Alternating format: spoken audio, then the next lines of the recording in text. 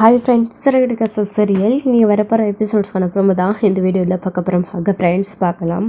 முத்து எல்லா பிரச்சனையும் சரி பண்ணிட்டாரு. ஆனால் சீதா அப்போ கூட ஒரு தேங்க்ஸ் கூட சொல்கிறதில்ல முத்துவுக்கு.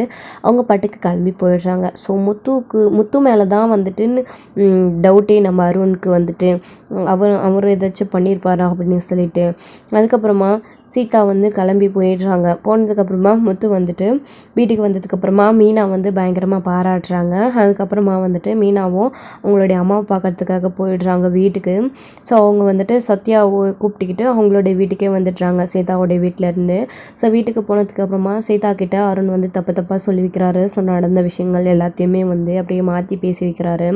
ஸோ அதுக்கப்புறம் வந்து சீதா கோவத்தில் தான் இருக்காங்க முத்து மேலே. நான் என்றைக்குமே அவரை மன்னிக்கவே மாட்டேன், அவர் என்னோட மாமாவே கிடையாது அப்படின்னு சொல்லிட்டு.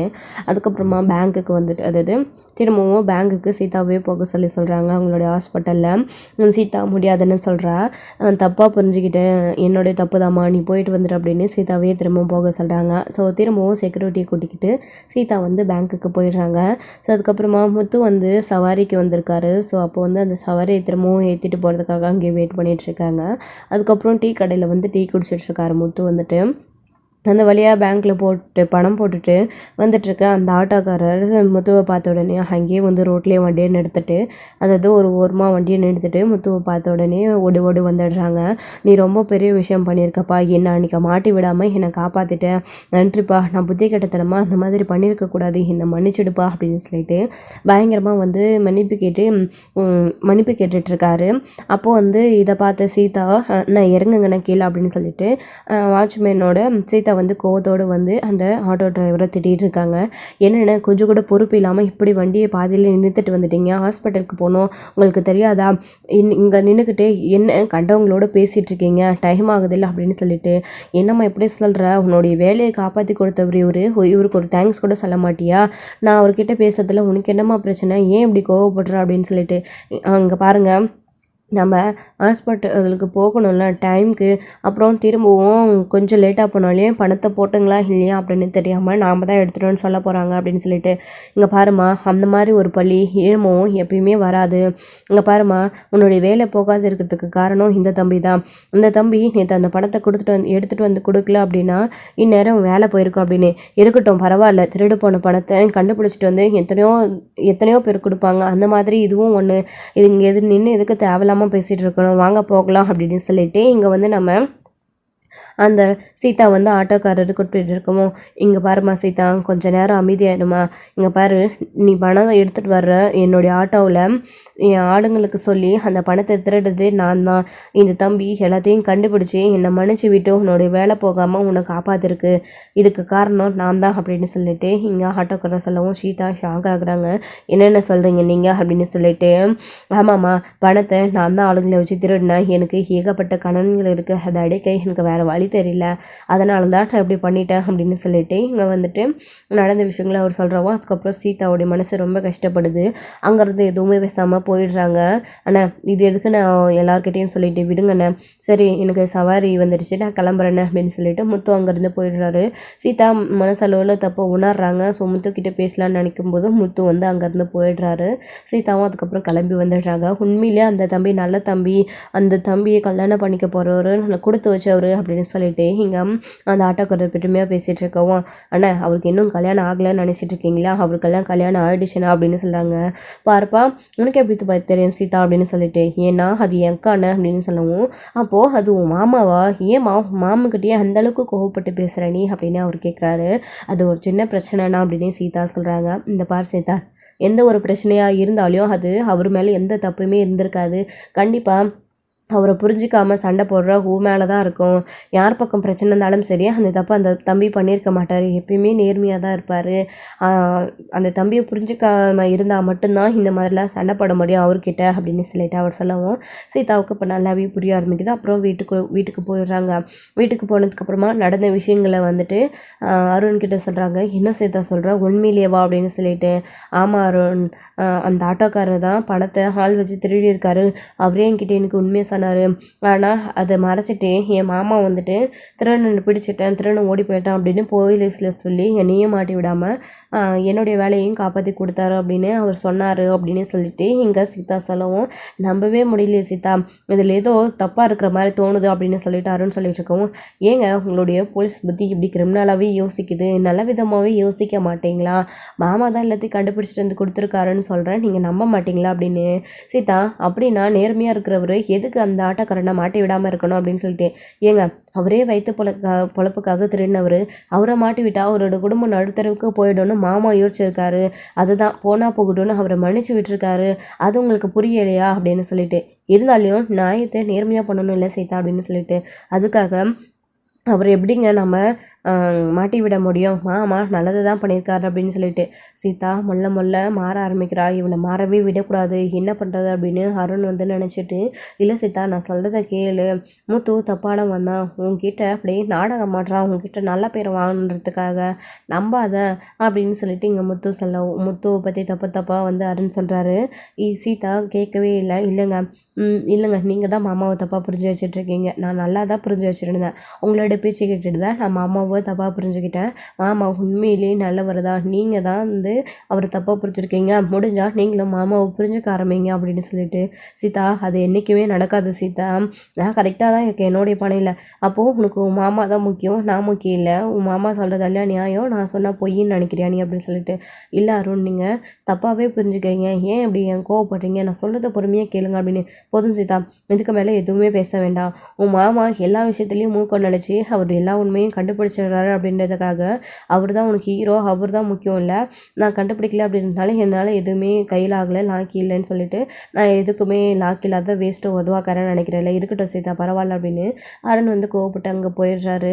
ஏன் இவர் புரிஞ்சிக்கவே மாட்டேன்றாரு, இவர் கோவப்பட்டாலும் சரி ஏற்றுக்கிட்டாலும் சரி மாமா நல்லவர் தான் அப்படின்னு சொல்லிட்டு அங்கேருந்து சீதா கிளம்பி அவங்களுடைய அம்மாவோட வீட்டுக்கு வராங்க. ஸோ அங்கே வந்து சீதாவுக்கு திரும்பவும் வேலை கிடச்சிருச்சு அப்படின்ற விஷயத்த வந்து அவங்களோட அம்மா கிட்ட பேசிட்டு சந்தோஷமாக பேசிக்கிட்டு மீனா வந்து ஆல்ரெடி அங்கே ஏற்கனவே வந்திருக்காங்க. ஸோ வந்து சீதா வந்து மீனா கிட்ட பேசல அப்படின்ற கோவம் வந்துட்டு அவங்களோட அம்மாவுக்கு இருக்குது. மா எனக்கும் சீதா கிட்ட பேசாமல் இருக்க முடியலம்மா, ஆனால் கண்டிப்பாக அவளால் என்கிட்ட பேசாமல் இருக்க முடியாது, பேசுவாம்மா, நீ கவலைப்படாதம்மா, எங்களை நினச்சி உன்னுடைய உடம்பை நீ வருத்திக்காதம்மா அப்படின்னு சொல்லிட்டு ஆறுதல் சொல்லிட்டு இருக்காங்க மீனாவுமே அங்கே உட்காந்துக்கிட்டு. இருந்தாலும் மாப்பிள்ளைக்கு எவ்வளோ பெரிய மனசு, அந்த தம்பியையும் காப்பாற்றி ஆட்டோக்கார தம்பியையும் சீதாவை வேலையையும் காப்பாற்றி 2 பேருக்குள்ளே பிரச்சனை வராமல் எல்லாத்தையும் முடிச்சு கொடுத்துருக்காரு. உண்மையிலேயே அவருக்கு பெரிய மனசு. ஆனால் அப்படியே ஒருத்தர் சீதா ஏன் தப்பாக புரிஞ்சுக்கிட்டு இந்த மாதிரி பேசுகிறான்னு எனக்கு தெரியலை அப்படின்னு சொல்லிட்டு இங்கே அவளோட சத்யாவுடைய அம்மா பேசிகிட்டு இருக்கவும் அப்போ தான் சத்யாவுமே அந்த விஷயங்களை சொல்கிறாங்க. ஆக்சுவலி அந்த ஆட்டோக்காரோட கடன் வாங்கினதை கட்டலை அப்படின்னு அந்த வீட்டில் இருக்கிற பொருளெல்லாம் தூக்கி போட்டுருவாடா அப்படின்னு சொல்லிட்டு ஆளுங்களோட போய் நின்னது அங்கே நாமா அப்படின்னு சொன்ன உடனே இவங்க 2 பேருக்கு ஷாக்காக இருக்குது. என்ன சத்யா சொல்கிற நீயா அது அப்படின்னு சொல்லிட்டு. ஆமாக்கா, என்னுடைய வேலையை நான் பார்க்க தான் போயிருந்தேன், ஆனால் மாமா அங்கே வந்தார், அதுக்கப்புறம் மாமா என்னை கூப்பிட்டு பயங்கரமாக திட்டா இருக்கா, கூப்பிட்டு என்னை அந்த வேலைக்கு இனிமேல் போகவும் கூடாது, நான் படித்த படிப்புக்கான ஒரு நல்ல வேலைக்கு போகணுன்னு மாமா நினைக்கிறாருக்கா, நானுமே மாமா பேச்சுக்கு மறு பேச்சு பேசாமல் அந்த வேலையை ரிசைன் பண்ணிட்டேன்க்கா, அடுத்து நானுமே வேறு நல்ல வேலை தேடி போக போகிறேங்க்கா அப்படின்னு சொல்கிறாங்க. சூப்பர் சத்யா அப்படின்னு சொல்லிட்டு மீனாவுமே சொல்கிறாங்க. அதுக்கப்புறம் என்னடா இது அருண் மாப்பிள்ளை வாங்கி கொடுத்த வேலை தானே, இப்படிப்பட்ட ஒரு வேலைக்கு நீ போயிட்டு இருந்த அப்படின்னு. ஆமாம்மா, முதல்ல ஆரம்பத்தில் இந்த மாதிரிலாம் எதுவுமே கிடையாதும்மா, இப்போ போக போக தான் ஸ்ட்ரெயிட்டாக நடக்க ஆரம்பிச்சிட்டாங்க, ஆனால் இதனால் எனக்கு ப்ராப்ளம் வரும் அப்படின்னு மாமா புரிய வச்சு என்னை இந்த வேலையிலேருந்து காப்பாற்றி விட்டுட்டாருமா அப்படின்னு சொல்லவும் உண்மையிலே மாப்பிள்ளைக்கு ரொம்ப பெரிய மனசு அப்படின்னு சொல்லிட்டு இங்கே பேசிகிட்டு இருக்காங்க. அதுக்கப்புறம் ஏம்மா அருண் வாங்கி கொடுத்த வேலைன்னு வேற சொல்கிற, இப்போ என் வீட்டுக்காரர் வந்து இந்த வேலையை விட சொல்லிட்டாரு சத்யாவை, இதை விட்டதுனால நாம் வாங்கி கொடுத்த வேலையை அவன் பிரிச்சிட்டான் அப்படின்னு திரும்பவும் என் வீட்டுக்காரர் மேலே கோவம் வரப்போதுமா அருணுக்கு அப்படின்னு சொல்லிட்டு இருக்காங்க. அங்கே பாரு, நல்ல வேலையாக இருந்தாலும் எதுவாக இருந்தாலும் கெட்டவங்க சொன்னாலும் சரி நல்லவங்க சொன்னாலும் சரி ஏற்றுக்கலாம், ஆனால் நமக்கு பிடிக்காத ஒரு விஷயத்த நம்மளுக்கு அதில் பாதிப்பு ஏற்படும் அப்படின்னு தெரிஞ்சோம் அந்த வேலையில் ஏன் இருக்கணும்? தப்பு தானே, மாப்பிள்ளை கரெக்டாக தான் பண்ணியிருக்காரு. இதனால் அருண் மாப்பிள்ளை தப்பாக நினச்சிக்கிட்டா நான் அவருக்கு சொல்லி புரிய வைக்கிறேன். நீ விடு மீனா, இதை பற்றி பேசாத. என்னுடைய கவலையெல்லாம் நீ சீதா கூட இன்னமும் பேசாமல் தனித்தனியாக இருக்கீங்களா, அதை நினச்சிதான் அப்படின்னு சொல்கிறாங்க. அப்போ தான் இனிமேல் நீ அதை நினச்சி கவலைப்பட வேண்டாமா அப்படின்னு சொல்லிட்டு சீதாவுடைய குரல் கேட்டுக்கிட்டு சீதா வீட்டுக்கு வரவும் அதை பார்த்த மீனாவும் சந்தோஷப்படுறாங்க. அவங்களுடைய அம்மாவுமே, வா சீதா, என்ன சீதா அப்படின்னு சொல்லிட்டு, இல்லைம்மா நான் தான் தப்பாக புரிஞ்சுக்கிட்டேன், அக்கா கிட்டே நான் இனிமேல் பேசாமல் இருக்க மாட்டேம்மா, நான் பேசுகிறேன் அப்படின்னு சொல்லிட்டு சொன்ன உடனே, என்ன சத்யா சொல்கிறேன் அப்படின்னு, ஆமாக்கா என்னை மன்னிச்சிருக்கா, நான் உன் மனசை ரொம்ப கஷ்டப்படுத்திட்டேன், உன் முன்னாடியே மாமாவை தப்பாக பேசி உன்னை இவ்வளோ காயப்படுத்தியிருக்கேன், அதுக்கெல்லாம் என்னை மன்னிச்சிருக்கா, வேணும்னா என்னை 2 அடி கூட அடிச்சிருக்கா அப்படின்னு சீதா தன் மீனாவுடைய கையை பிடிச்சி கன்னத்தில் அடிக்கிறாங்க. என்ன சீதா பண்ணுற நீ, விடு சீதா அப்படின்னு சொல்லிட்டு மீனா, இங்கே பாரு நீ தப்பை உணர்ந்துட்டல, அதுவே போதும் அப்படின்னு சொல்லிட்டு சொல்கிறாங்க. ஆமாக்கா மாமா ரொம்ப நல்லவர், நான் தான் தப்பாக புரிஞ்சுக்கிட்டேன், என்னுடைய வேலையை காப்பாற்றி கொடுத்தது மாமா தான், எனக்கு இப்போ புரியுதுக்கா, ஹாஸ்பிட்டலில் அவர் பணத்தை கொண்டு வந்து கொடுத்துட்டு திருடனை பிடிச்சிட்டான் அப்படின்னு வந்தப்போ கூட நான் அவரை புரிஞ்சுக்கல. அதுக்கப்புறம் ஆட்டோக்காரர் எல்லா விஷயத்தையும் சொன்னார், அவர் தான் பணத்தை திருடினாரு அப்படின்னு சொல்லிட்டு. அதுக்கப்புறம் தான் எனக்கு நம்பிக்கை வந்துச்சு, நான் ரொம்ப பெரிய முட்டாள்தனமாக பண்ணிட்டேன்க்கா, ஏன் தான் நான் இப்படி பண்ணுறேன்னு தெரியல. அருண் பேச்சை கேட்டுக்கிட்டு மாமாவோ ஒவ்வொரு தடவையும் சந்தேகப்பட்டு அவர் மேலே தப்பு இல்லைன்னா கூட நான் அவர் மேலே தப்பு இருக்குன்னு நினச்சி புரிஞ்சுக்கிட்டு இந்த மாதிரி பண்ணிடுறேன்க்கா. ஒரு தடவை இல்லை, 2 தடவை 3 தடவைக்கு மேலே மாமாவுடைய மனசை கஷ்டப்படுத்தியிருக்கேன். எனக்கு மாமாவுடைய முகத்தை பார்க்கவே ரொம்ப அசிங்கமாகவும் அவமானமாகவும் இருக்குக்கா, ரொம்ப கஷ்டமாக இருக்குது, எனக்கு என்ன நினச்சா ரொம்ப கேவலமாக இருக்குது அப்படின்னு சொல்லி சீதா தன் தப்பை எல்லாம் உணர்ந்து பயங்கரமாக வருத்தப்பட்டு அழுதுட்ருக்காங்க. அப்போது மீனா வந்து சீதாவுக்கு ஆறுதல் சொல்லிட்டுருக்காங்க. அவங்களுடைய அம்மாவுமே, நான் தான் சொன்னேன்ல மாப்பிள்ளை மேலே எந்த தப்பும் இருக்காதுன்னு, நீ தான் புரிஞ்சிக்கவே இல்லை, ஏன் சீதா இப்படி இருக்கா அப்படின்னு சொல்லிட்டு சத்யாவும் சரி அவங்களுடைய அம்மாவும் சரி சீதாவுக்கு மாறி மாறி அட்வைஸ் பண்ணிகிட்ருக்காங்க. அதுக்கப்புறம் சீதா இருந்துக்கிட்டு, நான் இப்போ எல்லாத்தையும் உணர்ந்துட்டேன் அக்கா, மாமாவுக்கு ஃபோன் பண்ணி நான் பேசணும்க்கா அப்படின்னு சொல்கிறாங்க. கண்டிப்பாக பேசு சீதா அப்படின்னு சொல்லிட்டு சொல்லவும் முத்துவுக்கு ஃபோன் பண்ணுறாங்க. சொல்ல மீனா அப்படின்னவும், மாமா நான் சீதா பேசுகிறேன் அப்படின்னு. சொல்லு சீதா, என்ன விஷயம், ஏன் அழுகிற அப்படின்னு. ஒன்றும் இல்லை மாமா, நான் உங்களை தப்பாக புரிஞ்சுக்கிட்டு உங்கள் மேலே கோவப்பட்டு உங்ககிட்ட ஒரு வார்த்தை கூட பேசலை, நீங்கள் உதவி பண்ணதுக்காக ஒரு நன்றி கூட சொல்லலை மாமா, என்னை மன்னிச்சிடுங்க அப்படின்னு சொல்லிட்டு சீதா அழவும், இங்கே பாரு சீதா, எப்பயுமே நீ நல்லா இருக்கணும், எனக்கு அது மட்டும்தான் வேணும், நீ நம்ம வீட்டு பொண்ணு, நான் எதுக்கு உன் மேலே கோவப்பட போகிறேன், டென்ஷன் ஆக போகிறேன், இந்த மாமா மேலே கோவப்பட உனக்கு எல்லா உரிமையும் இருக்குது சீதா, நான் இது எதுவுமே பெருசாக எடுத்துக்கல, ஆனால் நீயும் என்னவும் பேசாமல் இருந்தீங்க பார்த்தீங்களா, அதுதான் எனக்கு கொஞ்சம் கஷ்டமாக இருந்துச்சு, நீ மீனா கிட்ட எப்பயும் போல் பேசினீன்னா போதும், எனக்கு அதுவே வேறு எதுவும் வேண்டாம் அப்படின்னு முத்து சொல்கிறாங்க. சரிங்க மாமா அப்படின்னு சொல்லிட்டு சீதா சொல்லவும், இதுக்கப்புறம் வேலைக்கு போ, சந்தோஷமாக இரு, எதுவாக இருந்தாலும் இந்த மாமா கிட்ட சொல்லு, ஒன்று பிரச்சனையும் சரி சந்தோஷமும் சரி கஷ்டமும் சரி எல்லாத்தையும் இந்த மாமா பார்த்துக்கிறேன், ஆனால் கவலைப்படாத, இனிமேல் மீனா கிட்ட நீ பேசாமல் மட்டும் இருக்காத சீதா அப்படின்னு சொல்லிட்டு எங்கள் முத்து சொல்லவும், சரிங்க மாமா அப்படின்னு சொல்லிடுறாங்க. ஸோ நடந்த பிரச்சனை எல்லாமே முடிஞ்சு சால்வ் ஆகிடுது. ஸோ எல்லாமே வந்துட்டு அதுக்கப்புறம் வந்துட்டு ஸோ இப்போது சீதா வந்து எல்லாத்தையும் புரிஞ்சுக்கிட்டு முத்துவை புரிஞ்சுக்கிட்டு மாறிட்டாங்க. ஸோ இந்த விஷயம் அருணுக்கு பயங்கர கோவத்தை உண்டாக்குது. கோவப்பட்டு அருண் வந்துட்டு சீதா கிட்ட பேசுறதே கிடையாது. ஸோ சீதா நம்ம பேச்சை கேட்காம போயிட்டாள் அப்படின்னு சொல்லி அப்படின்னு முத்து மேலேயும் சீதா மேலேயும் பயங்கர கோவத்தில் இருக்காங்க அருண் வந்துட்டு. ஸோ அருண் வந்து என்றைக்குமே முத்துவை புரிஞ்சுக்க போகிறதே கிடையாது. ஸோ இப்படி கோவமாக இருக்கிற சமயத்தில் அவங்களுடைய அம்மா வந்து பார்க்குறாங்க. ஏனாச்சு அருண் அப்படின்னு சொல்லிட்டு கேட்குறாங்க.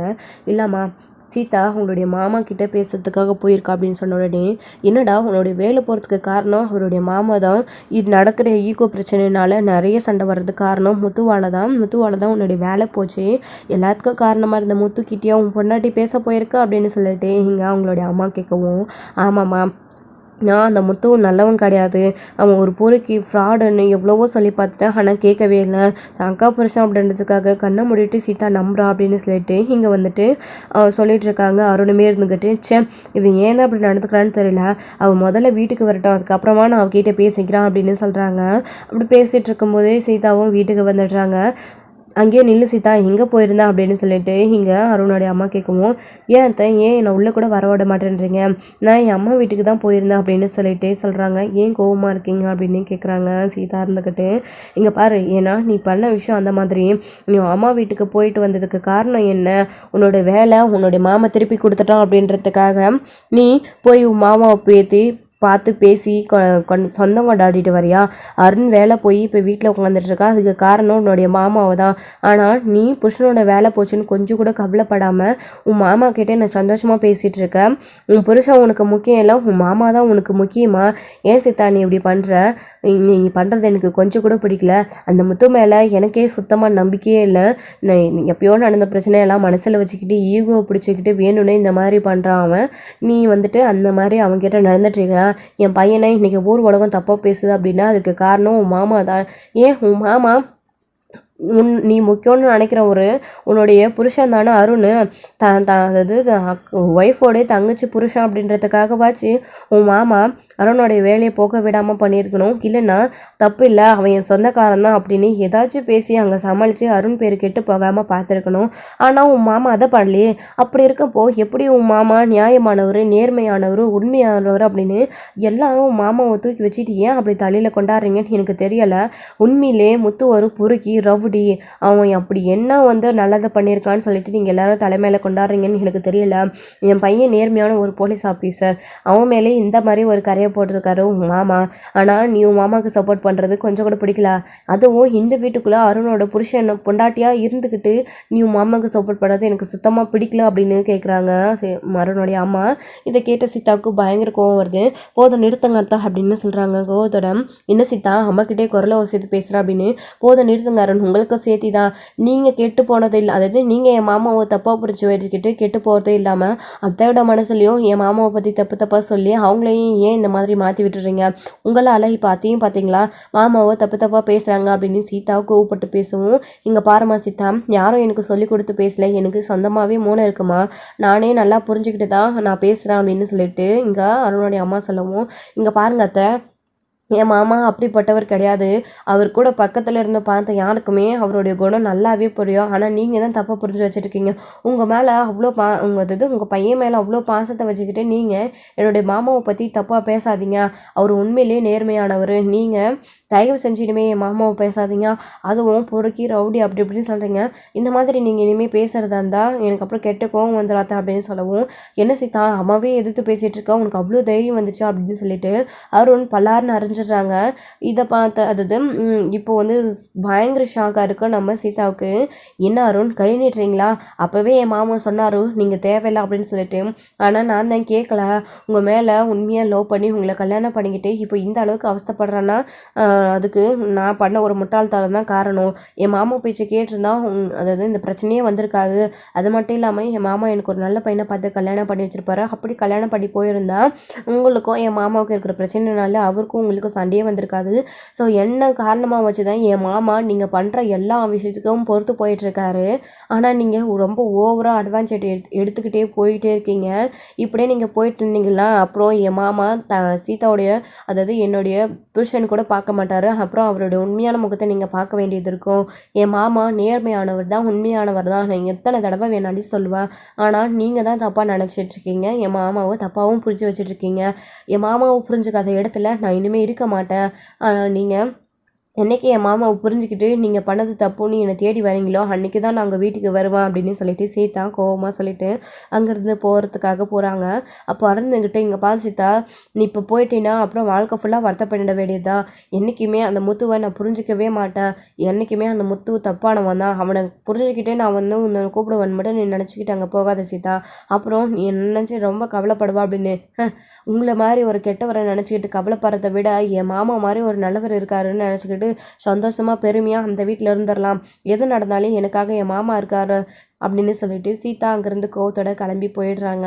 ஸோ இதோட இந்த எபிசோட் முடிச்சிருக்காங்க. அடுத்தடுத்த எபிசோடில் என்ன நடக்க போகுது? ஸோ முத்து மேலே இன்னமும் பயங்கர கோவம் உண்டாகிறது நம்ம அருணுக்கு. சீதாவை நம்ம கிட்டேருந்து பிரிச்சுட்டான் நல்ல பேர் வாங்கி அப்படின்னு சொல்லிட்டு. ஸோ அடுத்தடுத்து அருண் என்ன பண்ண போகிறாரு முத்துவை அப்படின்றத வெயிட் பண்ணி நெக்ஸ்ட் வீடியோவில் பார்க்குறப்ப தேங்க்யூ. இந்த வீடியோ உங்களுக்கு பிடிச்சிருந்தாலும் லைக் பண்ணுங்கள், ஷேர் பண்ணுங்கள், கமெண்ட் பண்ணுங்கள்.